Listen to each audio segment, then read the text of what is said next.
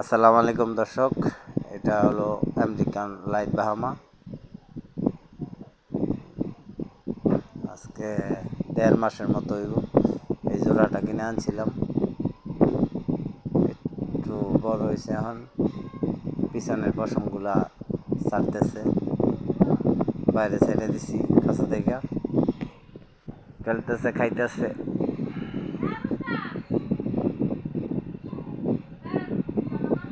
কেমনি খেলতেছে বাইরে,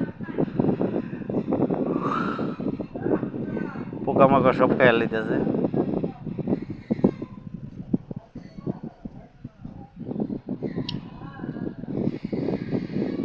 দুইটা একসাথেই থাকে, ভালো সময় কাটাইতেছে এরা, একসাথেই বড় হবে।